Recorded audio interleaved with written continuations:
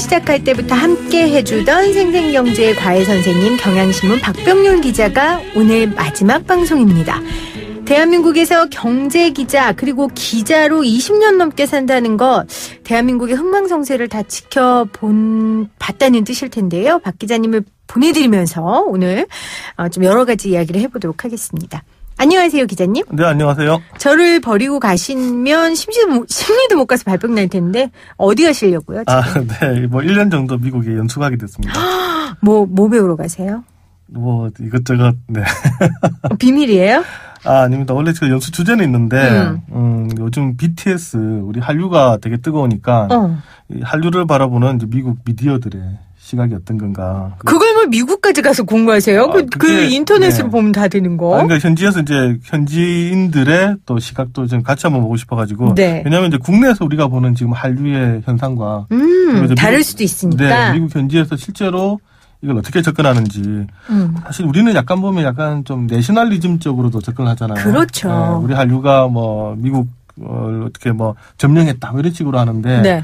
과연 이제 미국인들의 시각에 우리 한류 그리고 BTS는 어떻게 보일지 그런 것들을 직접 한번 들어보고 싶고 또 연구를 하고 싶고 네. 그런 측면에서 가게 됐습니다.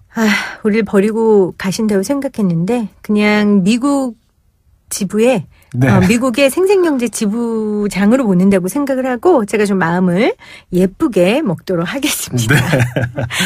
자, 언제 경제기자 시작하셨어요, 박 기자님? 제가 한 게 2005년부터 시작했으니까 지금 14년, 15년 이렇게 되는 것 같습니다. 그냥 기자 생활은? 네, 99년부터 했습니다. 99년부터 하셨고요. 네. 2004년 그때 경제기자 시작할 때 우리나라 경제 상황이 어땠어요? 그때 이제 노무현 정부 중반기였었고요. 네. 사실 제가 경제를 해야 되겠다 싶었던 게 그때 당시에 이제 그런 시대 상황 때문입니다.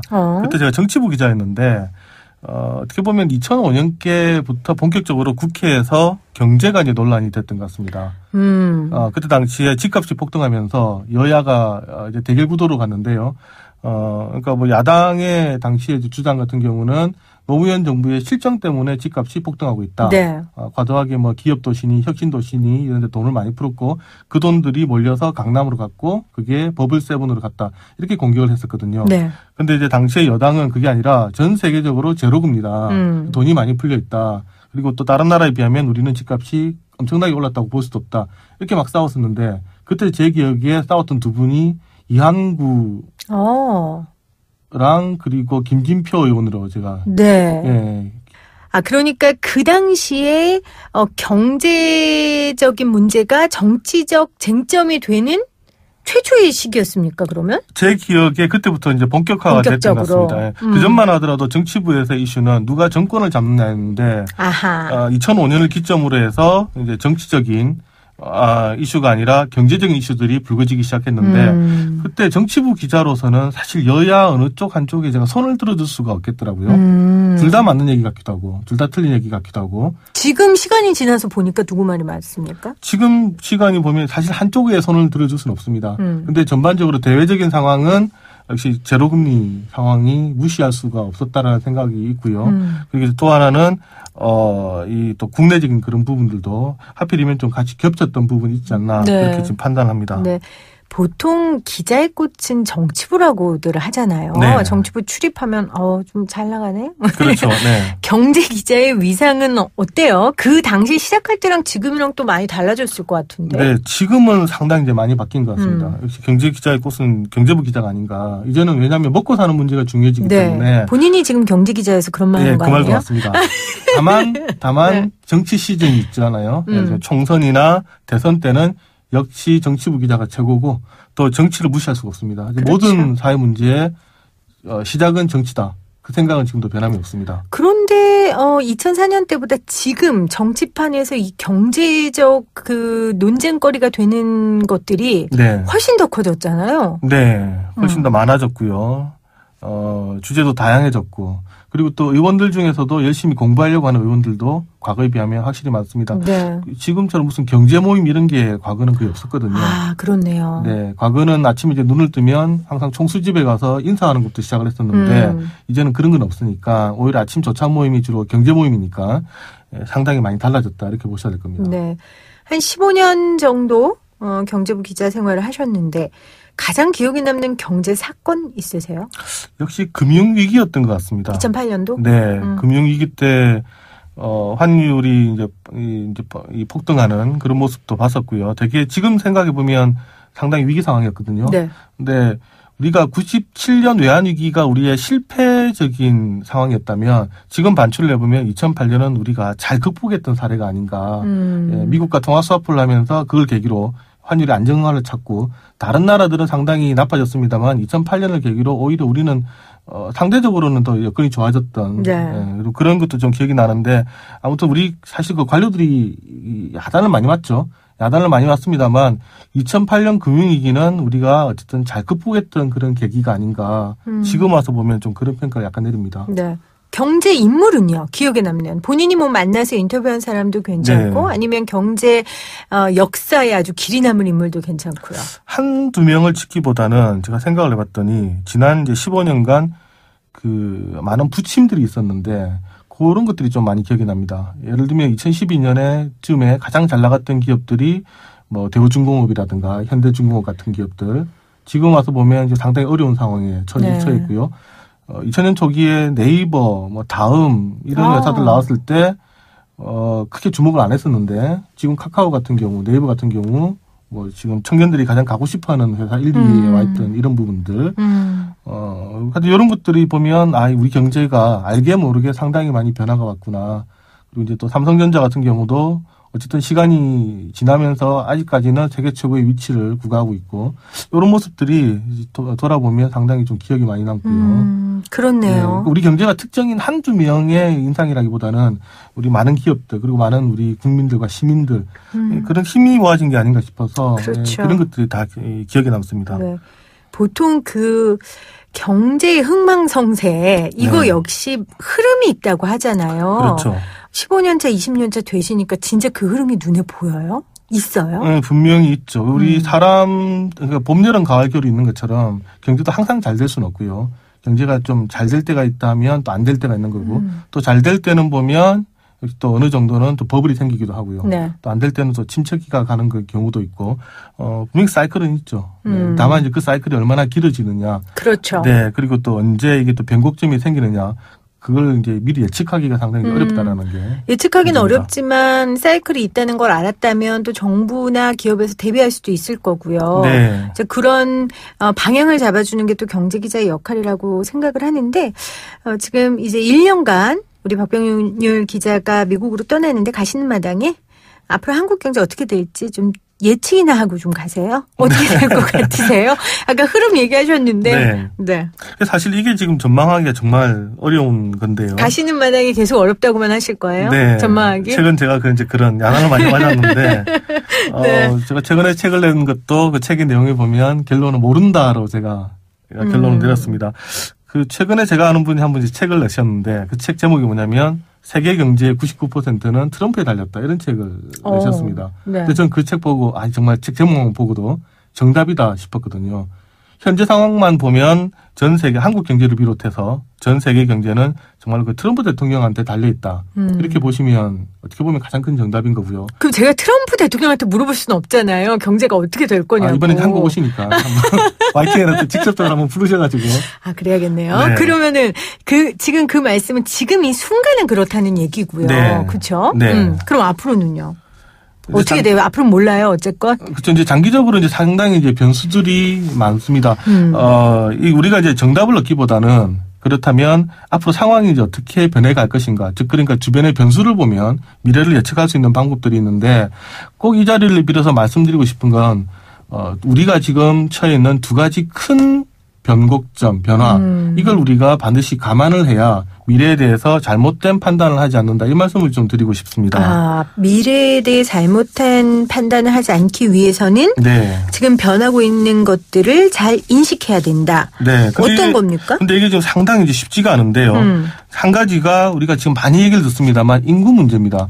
인구 문제가 그래 인구가 바뀌고 있지 인구가 줄고 있지라고는까지는 아십니다만 그렇죠. 이 인구 구조가 바뀜으로 인해서 우리의 산업 구조라든가 그리고 지금까지랑은 전혀 다른 일들이 벌어진다는 것까지는 지금 체감이 안 오거든요. 뭐 예를 들면 지금 아마 우리가 한 30년쯤 지나가지고 2015, 16, 17, 18년을 돌아보면 야 그때 드라마틱하게 한국의 인구 구조가 변했었구나라는 것을 아마 어떻게 보면 얘기하게 되는 그런 계기가 올 것 같은데 지금까지 우리 인구 구조는 딱 한 방향이었거든요. 네. 계속 인구가 증가하고 젊은 인구가 많고 이런 식이었는데 2015년 이후에 지금 진행된 인구 구조 몇 가지만 보면요. 2015년을 계기로 처음으로 여성 인구가 남성 인구보다 많아졌습니다. 아, 그래요? 네. 그리고 2016년을 계기로 처음으로 65세 이상 고령자 인구가 14세 이하 유소년 인구보다 많아졌습니다. 아, 고령자가 많아져서 여성 인구가 많아진 이유도 있겠네요. 있습니다. 아, 그렇겠네요. 그리고 네네. 2017년부터 지금 생산 가능 인구가 줄어들고 있는데 이 세 가지 방향은 우리 대한민국이 만들어지고 지금 처음 겪는 일들입니다. 한 가지가 아니라 지금 동시다발적으로 그러네요. 일어나거든요. 그럼 쉽게 말하면 고령자 인구가 어린이들보다 많다는 얘기는 앞으로 고령자 관련된 산업이 발달할 수밖에 없고요. 그렇죠. 집에 대한 구조라든가 그리고 자금 흐름도 결국 이제 실버 세대 중심으로 움직이겠다는 이제 그런 얘기가 됩니다. 과거처럼 막 취업자가 막 늘어나는 게 아니라 또 취업자가 늘어나더라도 질 좋은 일자리가 늘어날 수 없는 구조로 간다. 이런 얘기까지 봐야 되는 거고요. 또 마찬가지로 생산 가능 인구가 준다라는 것은 소비나 생산이 과거처럼 적극적으로 일어나지 않는다라는 거죠. 네. 이제 이런 부분들. 그리고 또 여성 인구가 남성 인구보다 많아진다는 것은 최근에 아마 가만 보시면 여성 생리대라든가 여성용품에 대한 새로운 상품들이 되게 많이 개발이 되고요. 여성에 대한 관심들이 되게 높아지는 걸 알 수 있을 겁니다. 네. 그 이유가 이제 여성 수가 많아졌기 때문이거든요. 그렇군요. 그리고 또 여성들의 경제력이 높아지다 보니까 더 좋은 제품을 찾기도 시작하고요. 그렇죠. 갈수록 남성용품보다는 여성용품들이 더 주목을 받을 수밖에 없는 현상. 왜 여성들이 더 많고 여성들이 돈도 들고 있으니까. 네. 이런 것들이 막 바뀌는 거죠. 근데 아마 반출을 해보시면 20년 전만 하더라도 우리가 남초 현상을 우려했었거든요. 그랬죠. 네, 남자아이들이 너무 많아서 나중에 여자 짝지를 못 찾을 거다. 맞아요. 1년 이상 그런 얘기 안 나온단 말이죠. 이거는 산업 구조, 일자리, 삶의 질 모든 것들을 다 바꾸어 가는데 그러다 보니까 지금 보면 과거랑 전혀 다른 수치들이 나올 수가 있습니다. 일자리도 그렇고요. 지금 설명하신 얘기들 중에 여러 가지 문제점이 있잖아요. 그게 네. 지금 언론에서 지적하고 있는 한국 경제의 문제거든요. 네, 근데 이걸 자꾸 문제로만 보는데. 아, 그러니까 그게 결국은 지금 설명하신 것처럼 구조가 변하고 있기 때문에 어쩔 네. 수 없이 나오는 결과라는 거죠. 그러니까 이제 새로운 현상에 대해서 우리가 대비를 해야 된다는 거죠. 그러니까 지금까지는 우리가 과거에 갖고 있던 거에 대해서 놓치는 것에 대한 자꾸 불안감을 갖거든요. 뭐 쉽게 말씀드리면 과거는 소비가 되게 잘 됐었는데 앞으로는 소비가 안 되지 않겠느냐. 근데 앞으로는 소비가 양으로 많아지는 게 아니라 질적으로 높아진다는 건데 그렇다면 이제 질적인 준비를 해야 되는데 우리가 계속해서 과거에 있던 개념만 가져간다는 겁니다. 이게 지금까지 관습이 얼마나 무섭냐면 그 대체 합계 출산율이라고 아시죠? 네. 2.1명. 그러니까 여성이 평생 동안 아이를 낳는 수 중에서 2.1명은 낳아야 우리 인구가 이루어진다. 네. 이 2.1명이 우리나라가 깨진 게 언제냐면 1983년에 깨집니다. 그렇게 빨리 깨졌어요? 네. 근데 우리가 산하 제한을 정책을 우리가 중단하는 게 1995년에 중단합니다. 12년이 걸리는데 12년 동안 우리 인구가 줄어요 해도 사람들이 믿질 않더라는 거죠. 그동안 20년 동안 원체 강한 산하 제한을 해왔고 아이들을 많이 낳은 게 있다 보니까 이미 데이터로는 합계 출산율이 2.1명 이하로 떨어졌는데 안 했다는 거죠. 그러니까 12년 우리가 늦게 지금 그러니까 출산율 정책을 전환을 하지 못한 겁니다. 그러면 그 말은 과거를 반추해서 우리가 지금 구조적으로 변하고 있는 거를 빨리 인정하고 받아들이고 거기에 대한 대책을 세워야겠네요. 맞습니다. 그리고 이제 새로운 시스템에 맞는 경제를 만들어 가야 된다는 거죠. 그 생산 인구가 줄어드는 것도 문제지만 저는 요즘에 보면 경제 규모 자체가 이제 더 이상 커질 수 없지 않나. 그러니까 풍선을 바람을 불어서 지금 최대한 팽창한 정도가 아닌가라는 생각을 하게 되거든요. 그러니까 GDP에 대한 생각은 저는 좀 이런데요. 우리가 지금 1인당 GDP 3만 달러라고 얼마 전까지 계속 보도를 했죠. 네. 그냥 3만 달러라는 게 그냥 3만 달러가 아니라 이 의미가 가지는 게 상당히 큽니다. 1인당 3만 달러라는 것은 우리가 어느 정도 경제가 이제는 상당히 성장을 했었고 어떻게 보면 이제 완숙기에 이제 이른다라는 얘기입니다. 네. 우리가 뭐 30, 50 클럽이라고 하는데 5천만 명 이상 인구를 가지면서 3만 달러를 가진 나라는 전 세계 7개국밖에 없습니다. 이제 이 말은 뭐냐면 과거랑 지금 경제 체제나 그러니까 우리의 체격이 이제 달라졌다는 얘기거든요. 저는 이렇게 한 번씩 비교를 하는데 GDP 10,000달러 때 우리나라 경제가 10살이었다면 GDP 2만 달러 때는 20살. GDP 3만 달러 때는 우리 경제가 30살이 왔다. 그럼 우리가 사람으로 생각하면 30살의 아이한테 야, 너 계속 커라고 할 수 있느냐. 크지도 않죠. 먹는 거 계속 주면 살만 찝니다. 그죠? 살만 찌고 크지 않고 30살의 아이가 해야 될 건 뭐냐면 이제는 성장이 아니라 조금 더 인생에 대한 경험을 쌓고요. 그리고 앞으로 내가 어떻게 살아갈 것인가.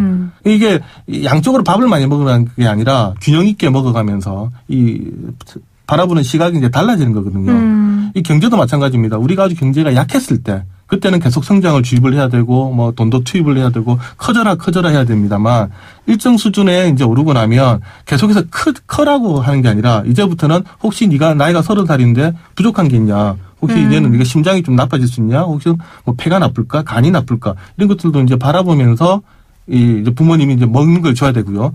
또 어릴 때는 부모님이 너 공부해라, 뭐 해라 얘기를 하지만 30살쯤 되면 이제 가만 놔야 되죠. 아이들 보고 아직도 이거 해라, 저거 해라 이렇게 얘기해서는 그렇죠. 어렵습니다. 근데 우리가 아이를 키우다 보면 아이는 계속 아이 같거든요.